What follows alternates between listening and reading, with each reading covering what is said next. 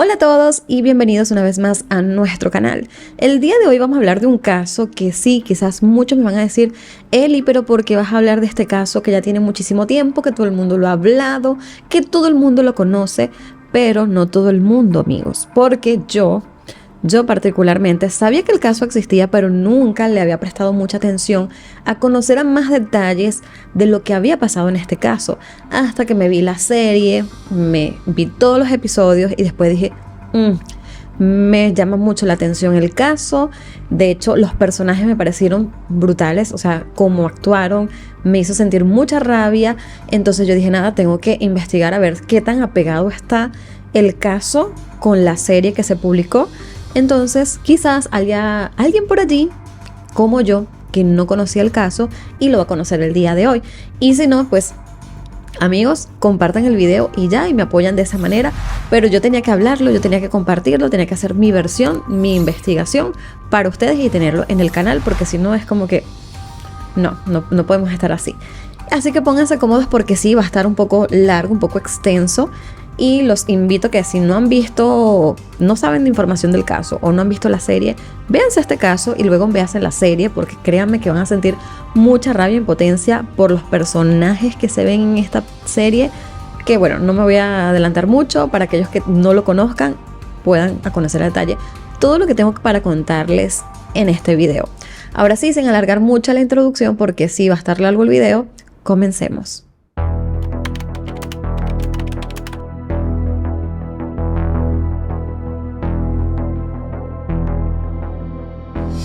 Assunta Basterra Porto nació el 30 de septiembre del año 2000 y nació en China. Su nombre de nacimiento es Fan Jun, pero cuando era una bebé de 1 año, ella fue adoptada por una pareja en España. Sus padres adoptivos eran Rosario Porto y Alfonso Basterra, quienes para el momento de su adopción tenían alrededor de 5 años de casados y no habían podido tener hijos biológicos. Rosario nació en Santiago de Compostela el 18 de diciembre de 1969 y ella provenía de una familia de letrados. Era la única hija de Francisco Porto Mella, quien a lo largo de su vida se desempeñó como abogado y delegó el cargo de cónsul honorario de Francia en Santiago de Compostela hasta 1997. Y de María do Socorro Ortega Romero, quien era una profesora de Historia del Arte de la Universidad de Santiago de Compostela, quien además fue miembro de la Real Academia Gallega de Bellas Artes. Charo, como la llamaban sus seres queridos, creció en un hogar bastante privilegiado, como podrán notar. Al igual que su padre, estudió la carrera también de abogacía y fue su sucesora como cónsul honoraria de Francia en 1997 y 2006. Aunque para el momento de los hechos, ella trabajaba en el área del comercio exterior. Por su parte, Alfonso Basterra nació el 2 de agosto de 1964 y era originario de Bilbao, aunque para la década de los 80 se mudó a Santiago de Compostela para ejercer su carrera de periodista especializado en temas económicos. Alfonso había conseguido trabajo como corresponsal de un periódico de economía que circulaba a nivel nacional. Sin embargo, para el momento de los hechos, estaba trabajando como freelancer y hacía colaboraciones puntuales con algunos medios. Rosario y Alfonso se casaron en 1996 después de tener un noviazgo de 6 años, y tras la boda la pareja buscó tener hijos, pero los médicos le habían recomendado a Rosario no tener hijos. Esto fue debido a que a sus 21 años fue diagnosticada con lupus eritematoso sistémico, que viene siendo una enfermedad autoinmune que afecta una gran cantidad de órganos. El deseo de los padres de Rosario era tener un nieto y la consolidación de la pareja los llevó entonces a decidir adoptar a un niño, y por alguna razón decidieron que sería un niño que estuviese en China. Para 1998 la pareja comenzó el proceso de adopción y 3 años después, en el 2001, recibieron a Fan Jun, a quien posteriormente llamaron Assunta Basterra Porto. Al igual que Rosario, Assunta creció en un ambiente bastante privilegiado, era la única niña en su núcleo familiar, por lo que fue bien recibida y muy consentida por sus abuelos maternos. Desde que la niña llegó a la ciudad no pasó desapercibida, sobre todo porque fue la primera niña asiática adoptada que llegó a Santiago. Incluso la familia apareció en un reportaje de la televisión local. A medida que fue creciendo, Asunta demostró sus dotes académicos, artísticos y de agilidad mental. Era una niña sumamente inteligente, sabía varios idiomas y estaba en clases de piano, violín y danza. Estudió en el prestigioso Instituto de Educación Secundaria Rosalía de Castro, donde sus maestros decidieron adelantarla un año debido a sus altas capacidades. Asunta era una niña excepcional, tenía muchas amigas y era muy madura. Además, era muy apegada a sus padres y abuelos. Todos en Santiago fueron testigos de lo mucho que todos ellos amaban a Asunta. Sin embargo, a finales del año 2011 ocurrió un suceso que para muchos marcó un antes y un después en la historia de esta familia y que posteriormente desencadenó una serie de problemas que para ese momento no se conocían. El 12 de diciembre de 2011, María do Socorro, la madre de Rosario, falleció de una manera repentina, lo cual fue un duro golpe para la familia. Pero la tragedia no quedó allí, ya que solo 7 meses después, el 26 de julio de 2012, falleció Francisco Porto, el padre de Rosario. Estas dos muertes fueron devastadoras para la familia, sobre todo para Rosario, quien tras todo esto comenzó a padecer de depresión. Para enero de 2013, Rosario y Alfonso se separaron. Para sus allegados, la separación fue muy repentina, ya que parecía una pareja muy unida y feliz. Sin embargo, lo cierto es que la separación se produjo porque el 6 de enero de 2013, Alfonso descubrió una infidelidad por parte de Rosario. Por algunas sospechas que ya tenía, ese día él comenzó a revisar los correos electrónicos de ella y descubrió la infidelidad con Manuel García Rendo, un empresario que la había contratado para que lo asesorara en el área de comercio exterior. La separación como tal se produjo el 8 de enero, cuando Alfonso decidió confrontarla. En un principio la separación fue turbulenta y ambos se dijeron cosas hirientes, principalmente Alfonso, quien al sentirse traicionado le envió muchos mensajes reprochándole sus actos. Tan solo un mes después de la separación, el 14 de febrero de 2013, la pareja recibió los papeles de divorcio. Se cree que el divorcio no duró demasiado porque ellos se habían casado con un contrato prenupcial donde se establecía que en caso de divorciarse, él no podría quedarse con nada que fuera propiedad de Rosario. Tras la muerte de sus padres, Rosario quedó como única heredera de las diversas propiedades que tenían los Porto Ortega, incluyendo un chalet de 400 metros cuadrados, ubicada en una finca de 10.000 metros en Montouto, el cual cuenta con piscina, cancha de tenis, granero, etc. Hablando de manera un poco más llana en relación con Rosario, era ella quien manejaba el dinero con su trabajo y con los bienes de su familia, ya que como recordaremos, Alfonso solo tenía trabajos esporádicos y luego del divorcio Alfonso optó por acudir a un psicólogo y durante los meses posteriores ambos intentaron llevarse de la mejor manera por el bienestar de Asunta y así parecía ser. Asunta se quedó a vivir con Rosario en el departamento que tenía en Santiago. Este estaba ubicado específicamente en la calle Doutor Teixeiro, mientras que Alfonso se fue a Burgos con unos familiares por unos meses. Luego regresó a Santiago con un dinero prestado que se lo prestó su tía y allí alquiló un pequeño departamento a pocas cuadras de la de Rosario, por lo que ahora Asunta podía visitar a su padre, digamos que a diario.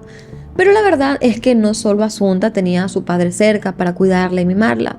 La misma Rosario fue cuidada por Alfonso cuando comenzó a recaer con su enfermedad de lupus en junio del año 2013 y cuando reaparecían sus episodios depresivos, por los cuales estaba siendo medicada.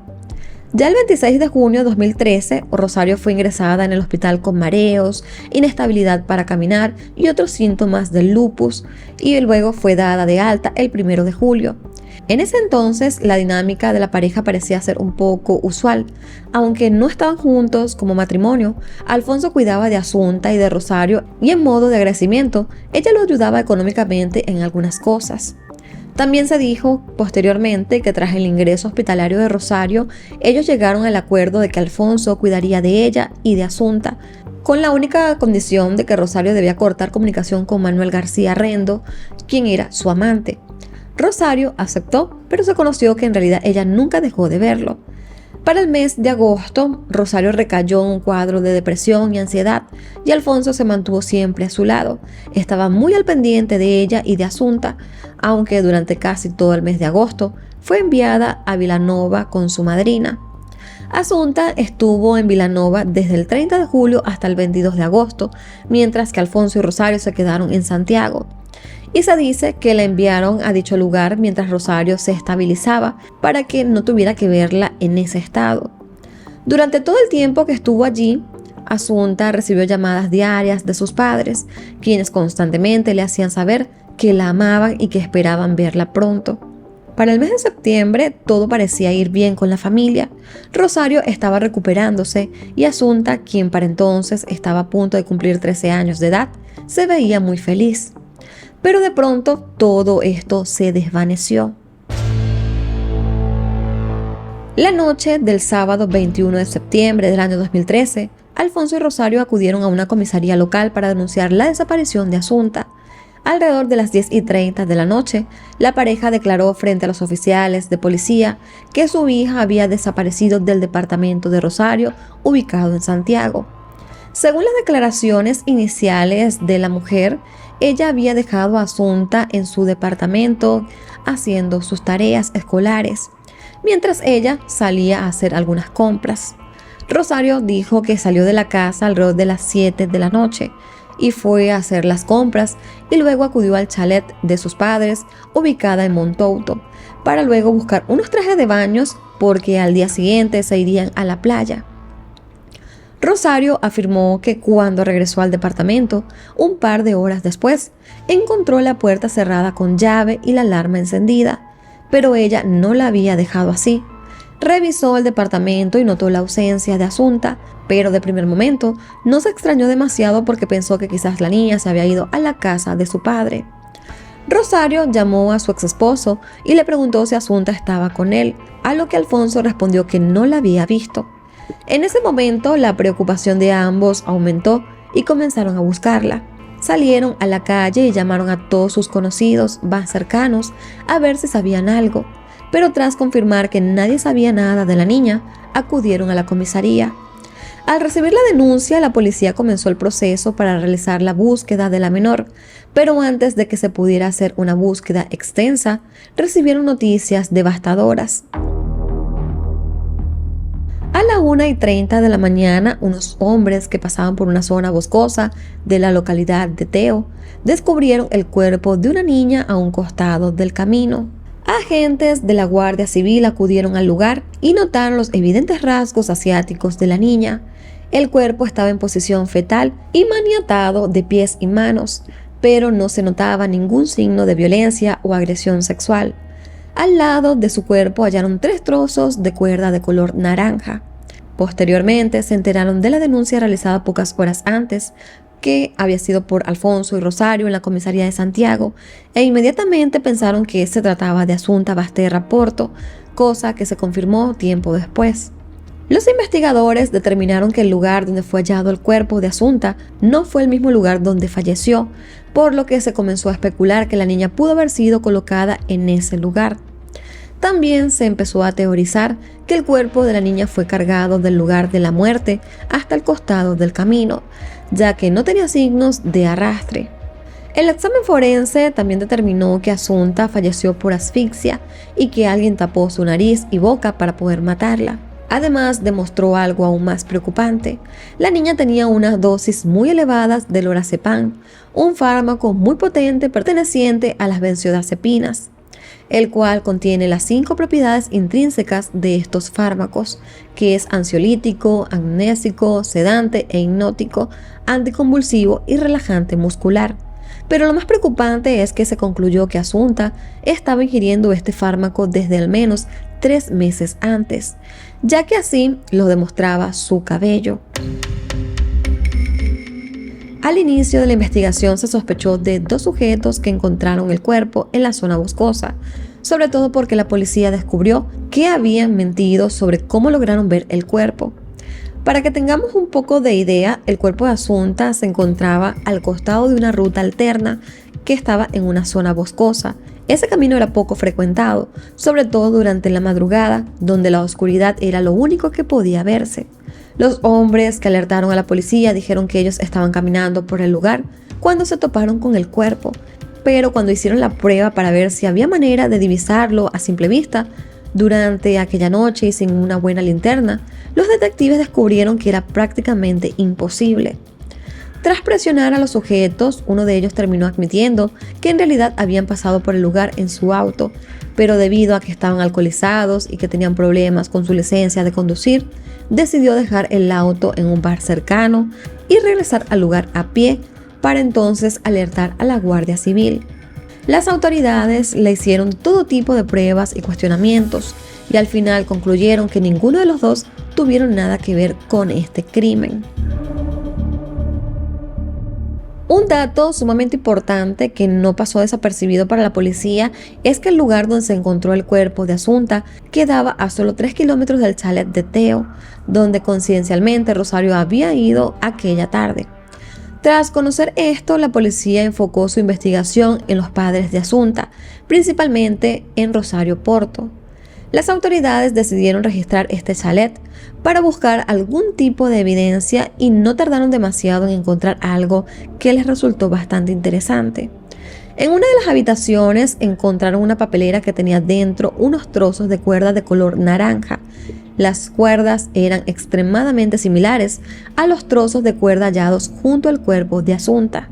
Además, había una mascarilla y un pañuelo húmedo, el cual posteriormente se determinó que tenía ADN de Rosario y de Asunta. Durante la revisión de la casa también notaron que faltaba un cojín de uno de los cuartos. Esto se supo porque justo antes de los hechos, Rosario había puesto en venta la casa y se había tomado diferentes fotos para publicarlas en la inmobiliaria. Por alguna razón, José Antonio Vázquez Taín, el juez a cargo del caso de Asunta, aceptó que el cuerpo de la niña fuera cremado, lo cual es un poco inusual en este tipo de casos, y la cremación de Asunta se llevó a cabo el 24 de septiembre y solo 3 días después de su muerte, y justo al terminar la cremación, Rosario Porto terminó siendo arrestada por la policía en el tanatorio. Además de los indicios hallados en el chalet, la policía descubrió una cosa que dio un vuelco al caso. Encontraron videos de una cámara de seguridad de una estación de servicio donde se veía el auto de Rosario, que era un Mercedes 190 de color verde. Este iba pasando por la carretera el 21 de septiembre a las 6:22 de la tarde. Dentro habían 2 personas. La conductora era evidentemente Rosario Porto, pero al lado del copiloto había otra persona de estatura mucho más pequeña, con ciertas características que hacían creer que podría tratarse de Asunta. El video no se ve demasiado claro, pero por las características, la policía estaba segura que era la niña. Como recordaremos, inicialmente Rosario le dijo a las autoridades que ella había dejado a Asunta en su departamento haciendo sus deberes escolares a eso de las 7 de la noche, pero este video demostraba que Asunta se había ido con ella al chalet, incluso antes de esa hora. Por su parte, la declaración inicial de Afonso fue que él estuvo durante toda la tarde en su departamento leyendo, pero luego se conoció el testimonio de una amiga de Asunta, quien pudo afirmar haberlo visto a él con la niña en la calle alrededor de las 6:21 de la tarde, y debido a estas incongruencias, Alfonso fue arrestado el 25 de septiembre. A medida que la policía indagaba más en la familia, iban descubriendo cosas cada vez más inusuales. Rosario contó a los oficiales que en julio, 2 meses antes de los hechos, Asunta había sido víctima de un intento de homicidio, y según su relato, alrededor de las 2:30 de la mañana se despertó con los gritos de Asunta. Cuando ella se dirigió a su habitación, se topó con un hombre que estaba enmascarado, vestía de negro y con guantes de látex, que aparentemente había intentado estrangular a la niña. Rosario afirmó que ella se abalanzó sobre él y en medio del forcejeo este la empujó y huyó. Ella por su parte quedó con un golpe en la cabeza. Rosario dijo que por un descuido habían dejado las llaves del departamento puestas en la puerta y que probablemente así fue como él terminó entrando. Pero lo más inusual de todo esto es que la mujer decidió no denunciar ante la policía porque supuestamente no quería provocarle un trauma a Asunta al tener que llevar a la niña a declarar todos los hechos de lo que había pasado. Otro dato no menor que recibieron las autoridades fueron de parte de los profesores de Asunta, quienes luego de conocer el arresto de Rosario decidieron hablar con los agentes. Según los relatos, el 9 de julio de 2013, Alfonso llevó a Asunta a su clase de música y la niña estaba como somnolienta. Las maestras le comunicaron esto a su padre y él argumentó que Asunta tenía alergia y que le habían dado un antihistamínico que le había provocado la somnolencia. Ya para el 16 y el 21 de julio ocurrieron situaciones también similares, donde Asunta llegaba a la clase tan dormida que prácticamente estaba incapacitada para tocar los instrumentos y sin poder mantenerse estable.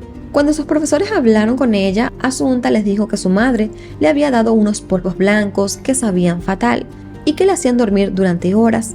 Además, negó tener alergias. Según las maestras de Asunta, la niña llegó a decirles que su madre la quería matar y que era una psicótica. La policía determinó que durante los meses de julio y septiembre, Asunta había sido drogada con lorazepam en al menos 5 veces. El 9, el 16, 21 de julio, el 18 y el 21 de septiembre, día que fue su muerte. Pero antes de todo esto, descubrieron que Alfonso había obtenido varias cajas de 25 y 50 comprimidos de lorazepam. La primera vez que se tiene registrada fue el 5 de julio, luego el 17 y el 22 de julio y por último el 16 de septiembre. Podemos notar que las fechas de la compra de estos medicamentos y los días que Asunta fue drogada coinciden con 1 o 2 días de diferencia. Ahora, recordemos que Asunta estuvo durante todo el mes de agosto en casa de su madrina, por lo que en ese mes no se registró ni el estado de somnolencia de Asunta ni la compra de estos medicamentos.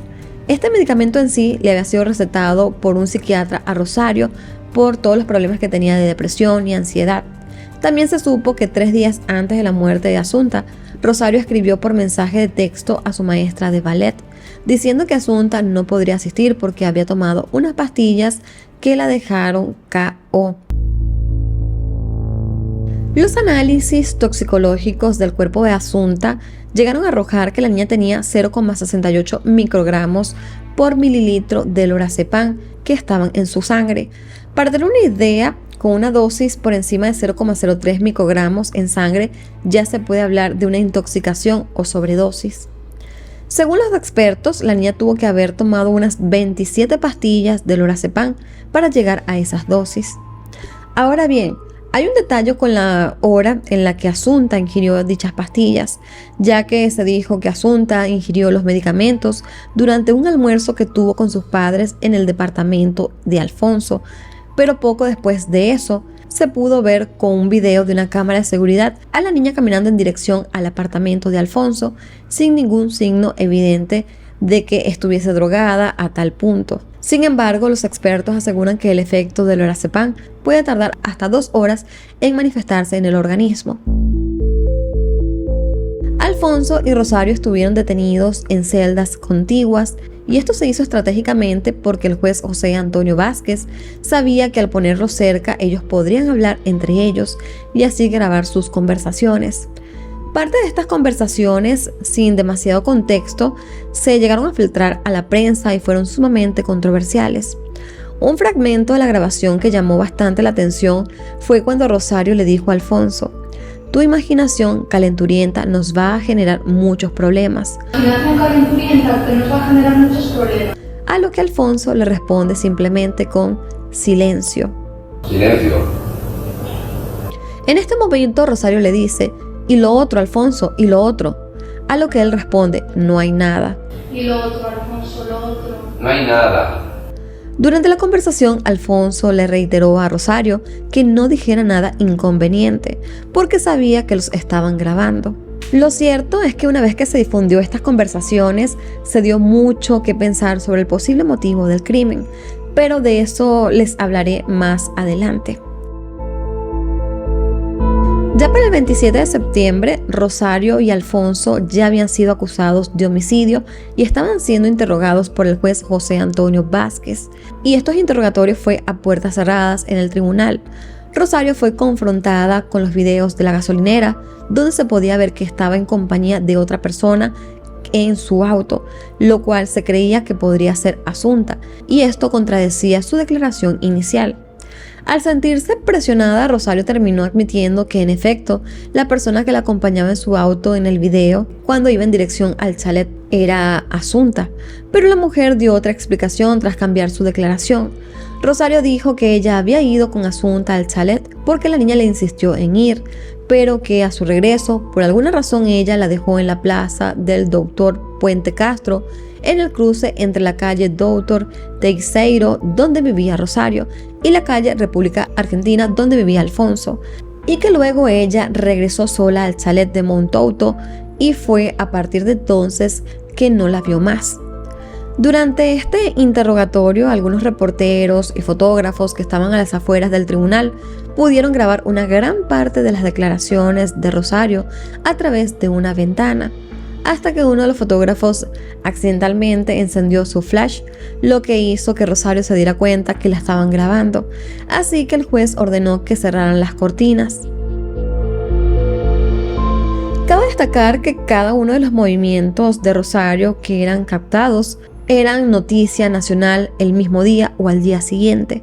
El caso fue sumamente masivo, controversial y polémico debido a que la prensa española se abocó a retratar y analizar todo lo que Rosario y Alfonso hacían, aunque digamos que el tema se enfocó más en Rosario.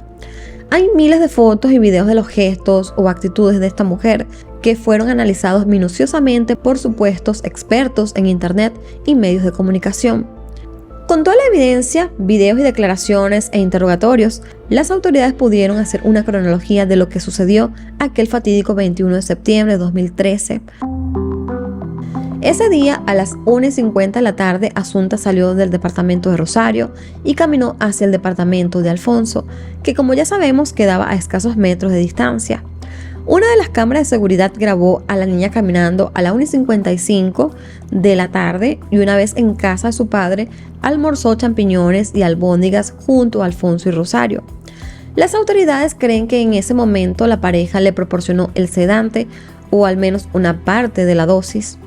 Inicialmente, Alfonso afirmó que Asunta y Rosario se habían ido juntas a su departamento, pero en una cámara de una entidad bancaria captaron a Asunta caminando sola hacia el departamento de su madre a las 5:21 de la tarde, y luego se le ve a Rosario pasar frente a la misma cámara a las 5:28 de la tarde, es decir, 7 minutos después.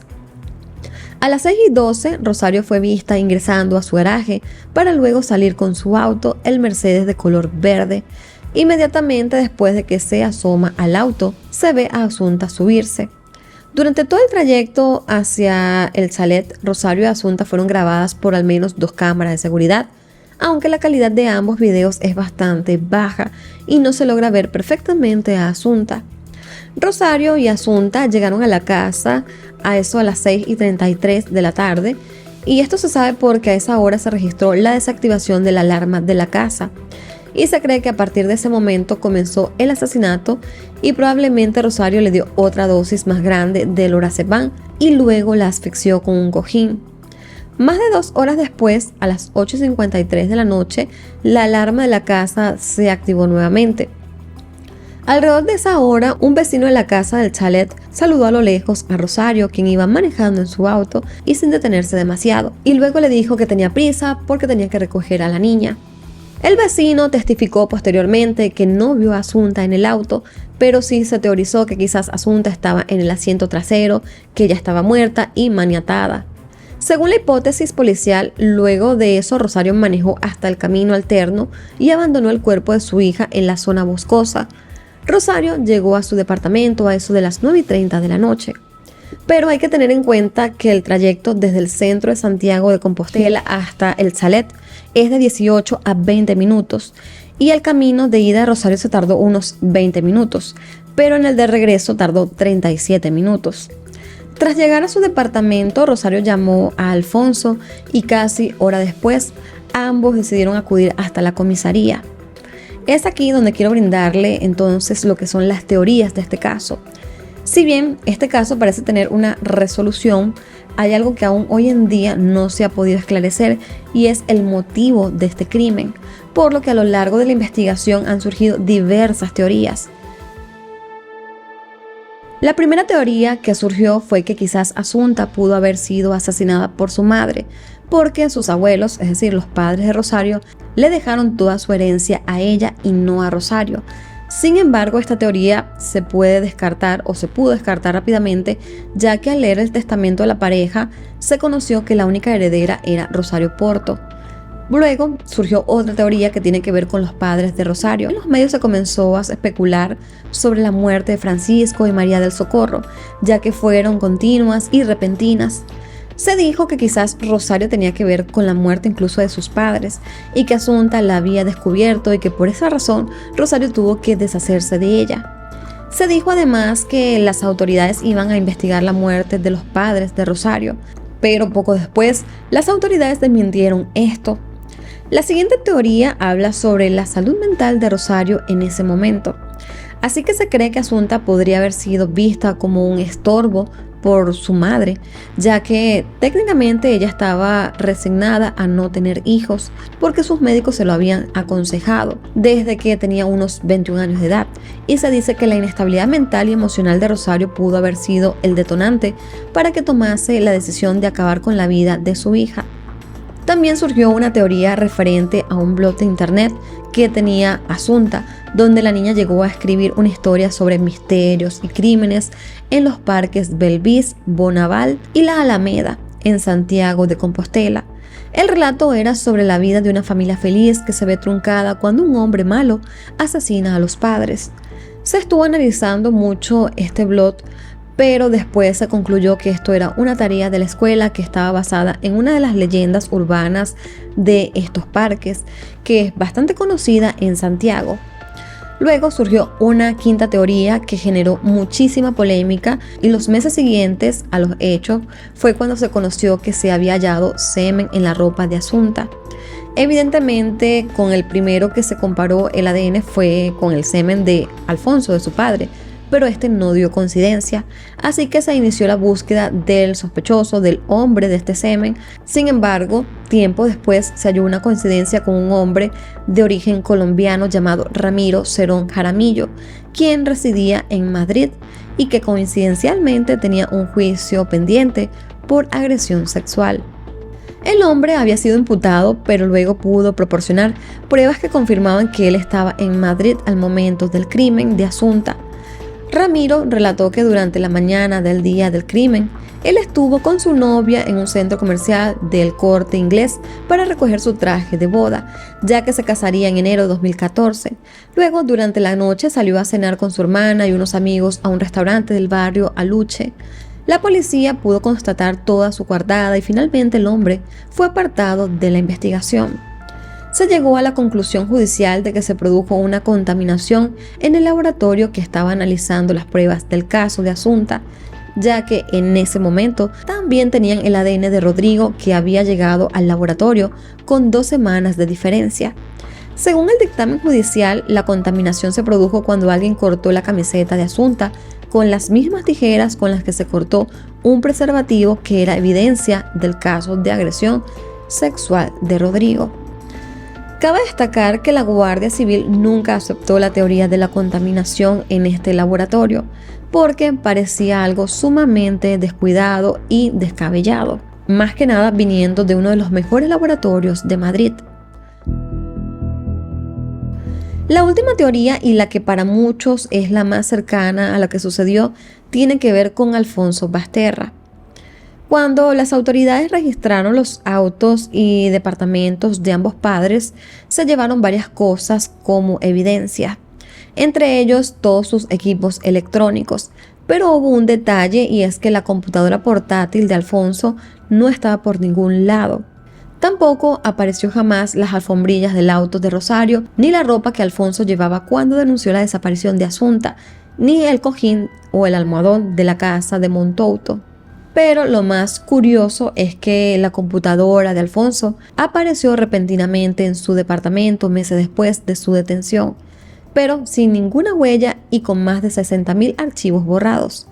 Pese a que el computador había sido formateado, los peritos lograron recuperar una parte de los archivos, los cuales demostraban algo, digamos que muy inquietante. Entre estos archivos habían fotos en las que aparece Asunta vestida con lo que se cree que es un traje de ballet. Tenía maquillaje fantasía, un corset y unas medias de malla, pero lo más inquietante eran las poses que tenía Asunta en estas fotos, sobre todo porque se cree que fue el mismo Alfonso quien las tomó. En una de las imágenes se ve a Asunta recostada como en un sofá, en otra con los pies apoyados en un cojín y en otras con las piernas abiertas. En total habían unas 15 imágenes de este estilo. También se halló una gran cantidad de contenido para adultos de mujeres asiáticas que se veían bastante jóvenes. Esto era sumamente perturbador, teniendo en cuenta que Asunta también era de origen asiático y que aparte él era el padre adoptivo. Tras conocer todo este hallazgo, se comenzó a especular que quizás Alfonso podía haber estado abusando de Asunta mientras ella era drogada con lorazepam. Así que se teorizó que quizás la niña se dio cuenta y temiendo que pudieran denunciarlo, él y Rosario planearon todo este crimen. Para muchas personas esta teoría hacía un poco de sentido con las conversaciones entre Rosario y Alfonso en la celda, cuando ella le llegó a decir que su imaginación calenturienta les causaría problemas y cuando mencionaba lo otro. Tu imaginación calenturienta te nos va a generar muchos problemas. El juicio, que se convertiría en uno de los más comentados en España, comenzó el 29 de septiembre de 2015 en la Audiencia Provincial de La Coruña, con 84 testigos y 60 peritos. Una de las cosas más destacadas del juicio fueron las evidencias de lo que se encontró en los dispositivos electrónicos de Rosario, Alfonso y Asunta.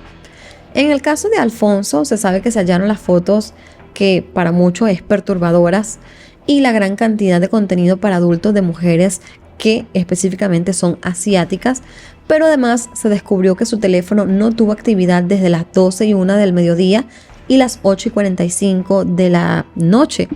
El mismo Alfonso le habría dicho a la policía que usualmente él apagaba su teléfono para que no fuera un distractor.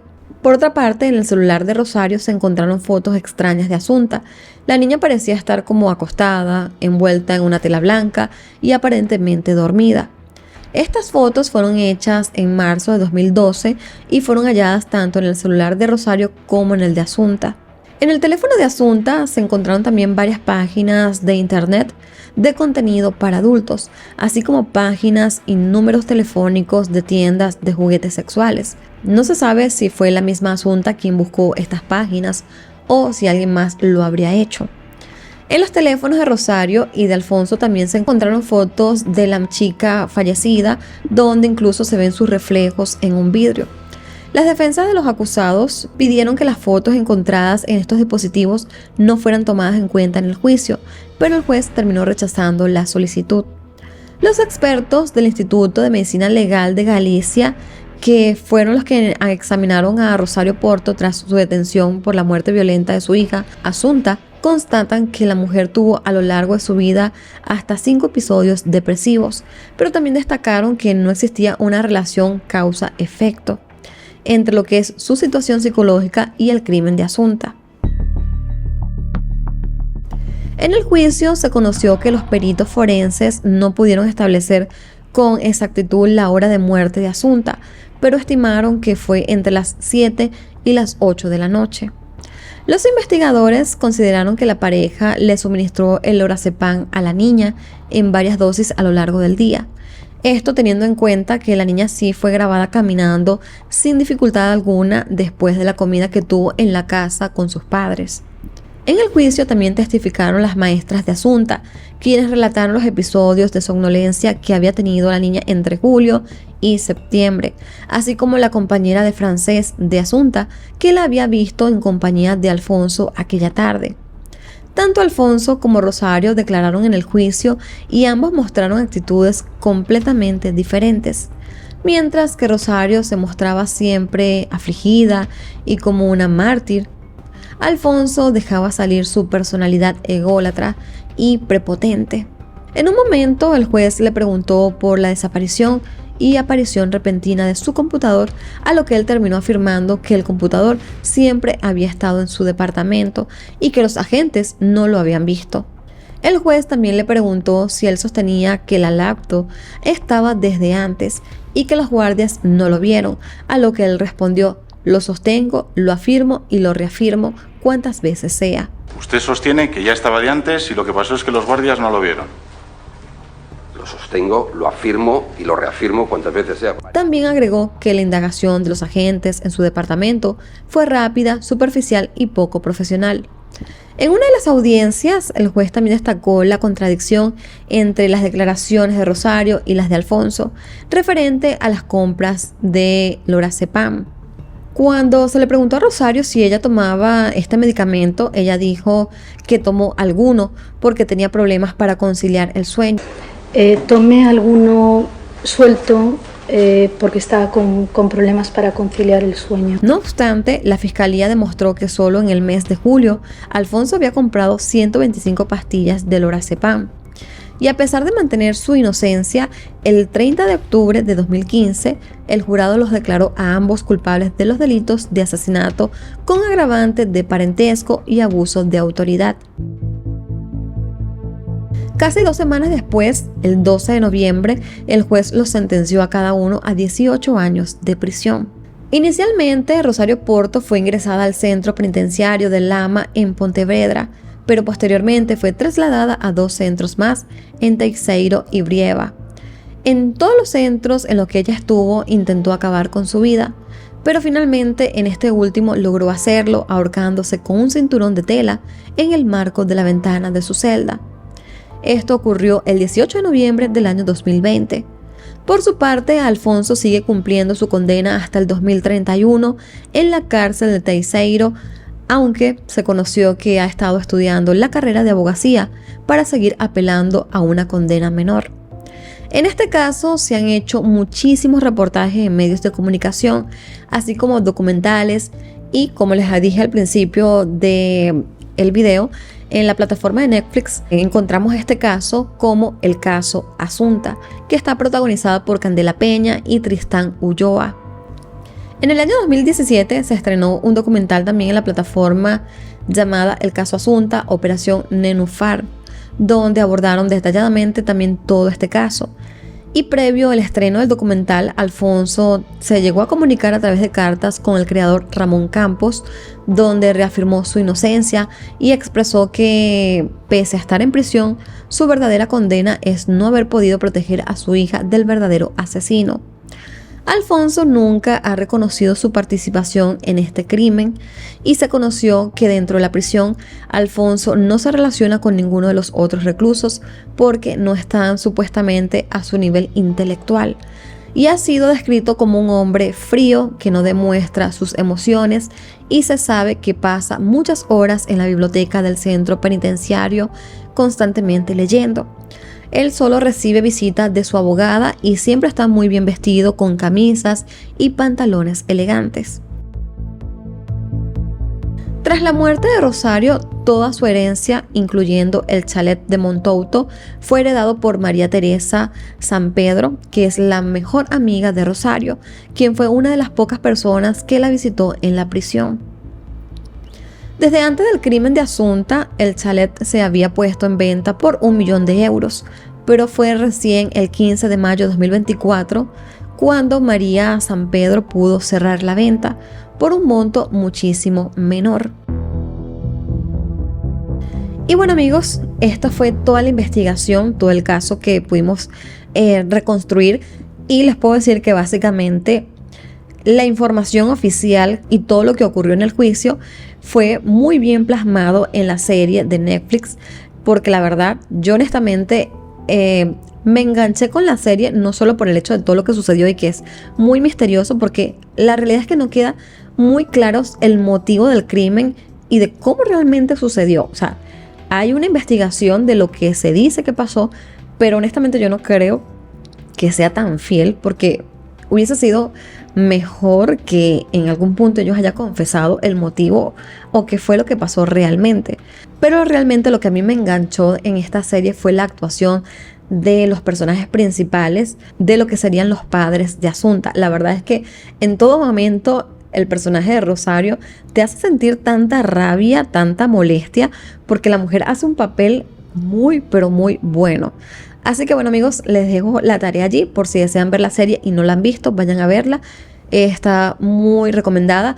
Tiene espacios o momentos en los que sí es como un poco lenta y se vuelve tediosa, pero también tiene otros momentos en que te atrapa muchísimo y tú quieres saber pues qué más va a pasar y te da mucha rabia, más que nada a Rosario, por cómo es su actitud en todo lo que tiene que ver pues la serie, que también está muy apegada pues a lo que ocurrió en la vida real. Y bueno, amigos, ahora sí, llegando al final de todo esto, los invito a que puedan suscribirse al canal y activar la campana de notificación para que no se pierdan de las siguientes investigaciones. Y nuevamente los invito a que me puedan seguir en mi cuenta de Instagram, @elisbethm, para que no se pierdan las publicaciones y las cosas que yo comparto por allá, que es un poco más personal, y allí nos podemos conocer también un poquito más. Ahora sí, me despido y nos vemos hasta un próximo video. Bye bye.